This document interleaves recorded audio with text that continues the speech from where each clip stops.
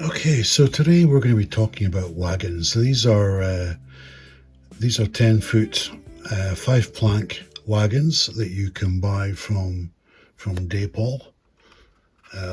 They are painted matte black, and they come grey unpainted, and I've painted these up as just a generic wagon for coal duty throughout the UK. These things are pretty low cost, but it's more about the fun of decorating it yourself and fitting in coal load.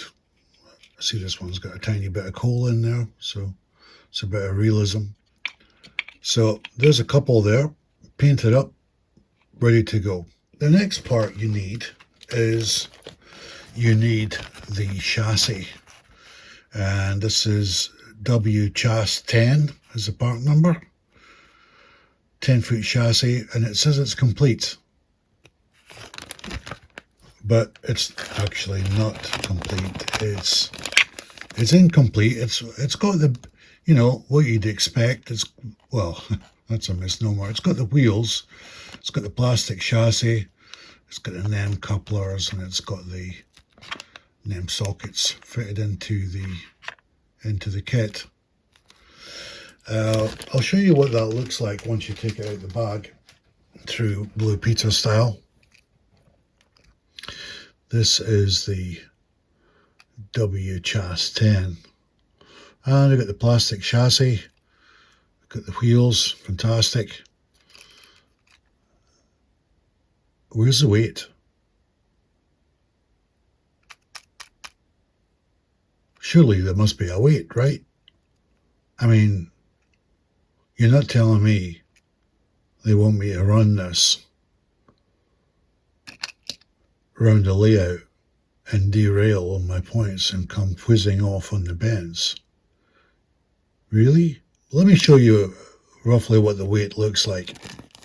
This one here, this is a Wren brake wagon weight. It's a bit of an antique now. I'll show you the weight of this later. But this fits in the centre, and historically the reason they had a hole in them was because the old way that these things used to be assembled was that there was underneath the chassis there was a mounting screw that would fit through. So that hole corresponded with the screw coming through.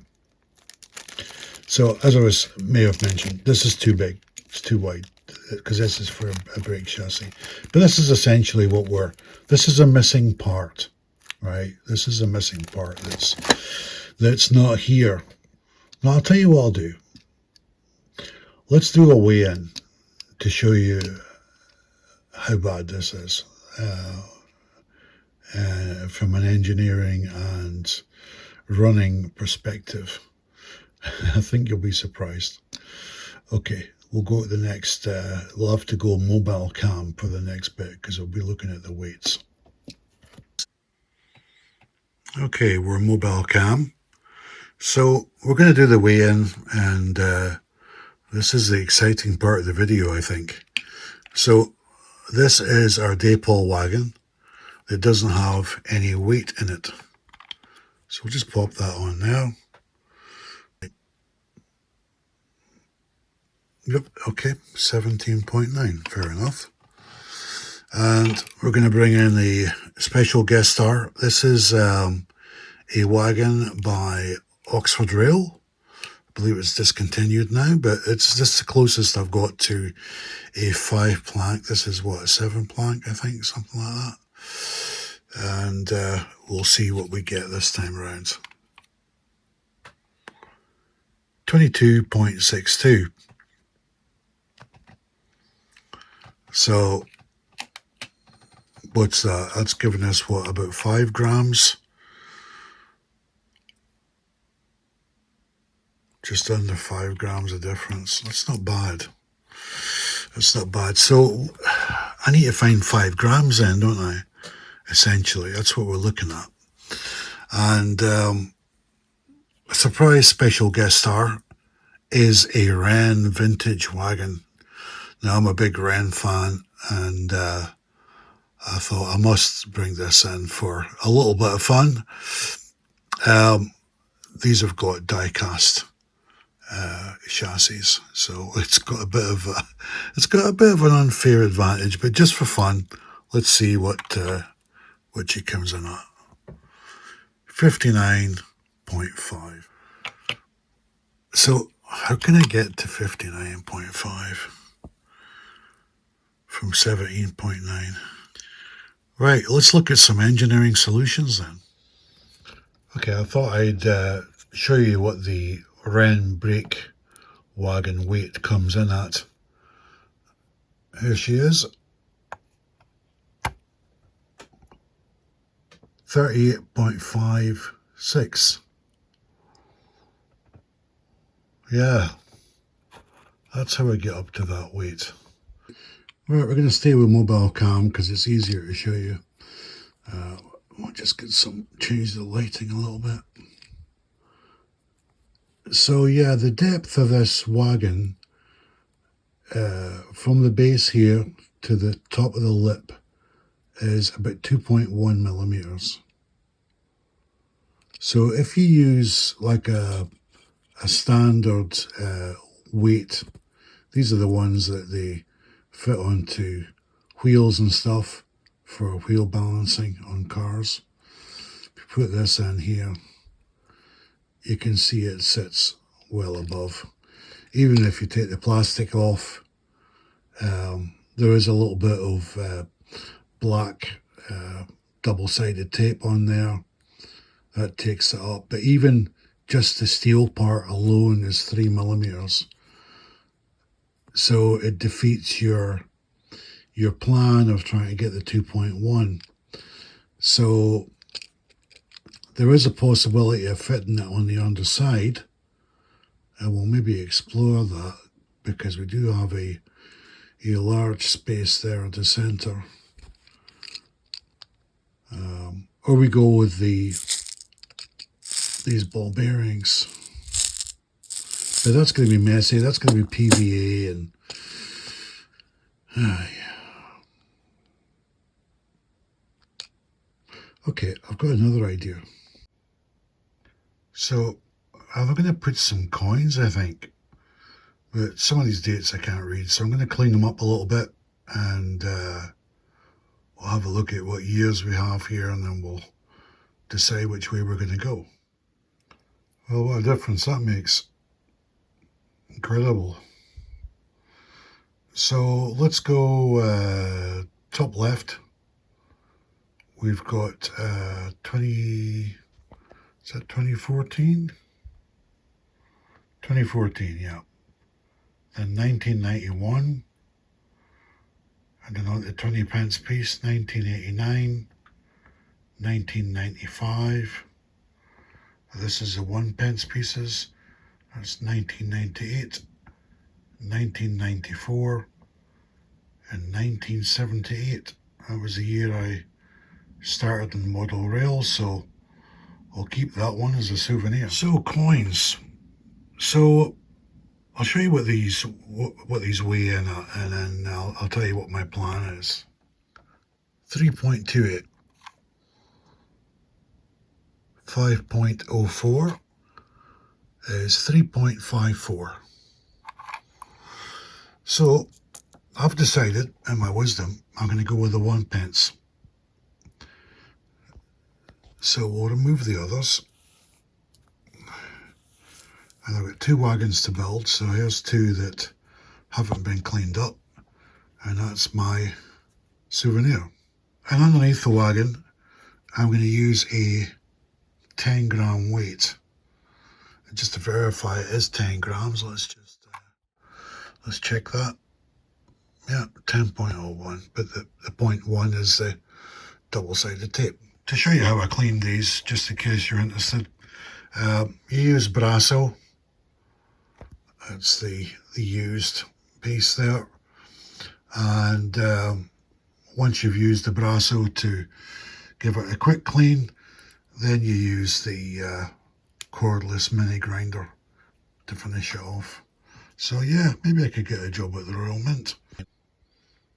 Okay, so the coins are now in place. Now, you'll notice in the chassis that there's 4 slots cut out, and you can see the wheels of the wagon showing.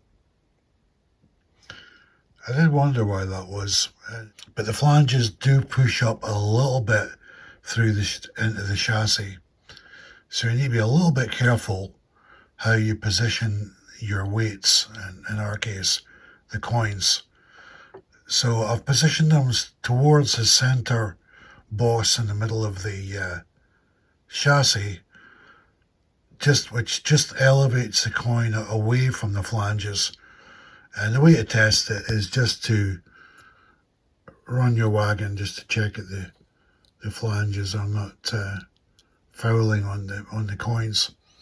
And I've just put a little bit of PVA under the coins, and I'll leave it for 24 hours. The 10 gram weight, by the way, which looks like this here, I've fitted those underneath. It's a little bit of a tight fit, to be honest. Just make sure that you've got the double-sided tape is, flush against the edges and not pushing out. There you go, you can see it's just fitted underneath. Just a little bit of PVA plus a double-sided tape should be enough. And same with this one here. So I'll need to leave that to set overnight, and we'll test it in the morning. When ballast weighting a light wagon, the preferred logic is always to place the mass directly over the axles to maximise rail adhesion. But with the modern Dapol chassis, we can't. Modern deep-flanged wheelsets pass directly into the floor pan, restricting our usable width to a tight 12mm corridor. Placing weights over the wheels simply turns them into an accidental mechanical brake. To solve this, we have to move towards the centre. By utilising the plastic centre boss as a geometric ledge, we can achieve 2 things. It centres the coins perfectly, and the subtle lip of the moulding slightly lifts the inner edge of the pennies. This minute elevation creates a vital clearance pocket, ensuring the spinning wheels can never collide with our weights, even under heavy track vibration. Great care was taken to mirror the coin placements exactly on either side of the centre line for perfect lateral balance. If a wagon is even slightly top-sided, centrifugal force will lift it unevenly when tracking curves at speed. This mirrored placement ensures both rails share the cornering force equally, keeping the wagon firmly planted. Now, because phase 1 with the internal coins and phase 2 with the underweight chassis were conducted at the exact same time, gravity was fighting the attachment underneath. The 10 gram weight was slowly breaking free, though I didn't spot it until it came time to paint.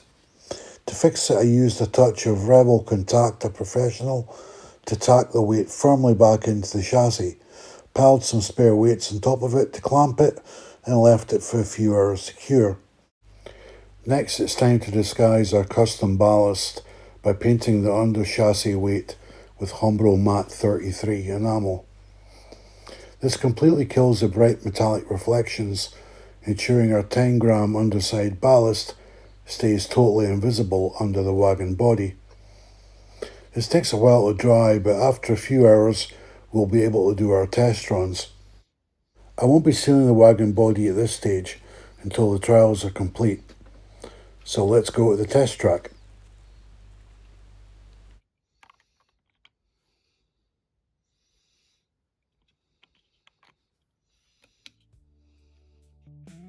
But there is a deeper reason why this 1 pence modification feels so right for this specific build.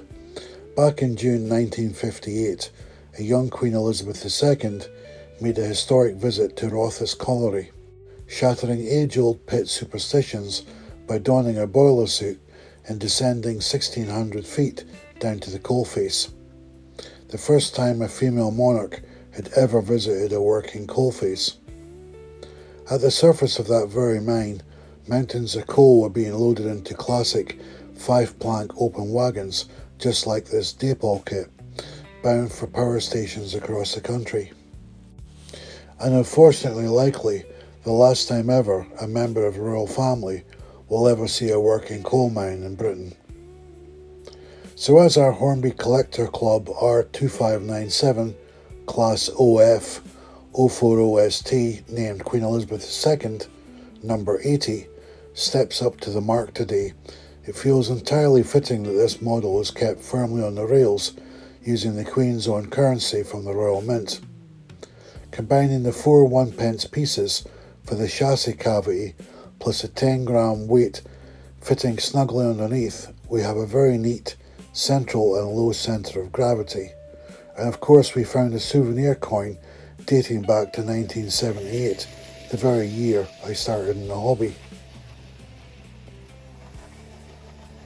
We effectively doubled the weight, made a connection to industrial history with a smart piece of workbench engineering, providing the perfect balanced train, proving once and for all that a missing factory part is no problem at all. Thanks for watching, and I'll see you next time.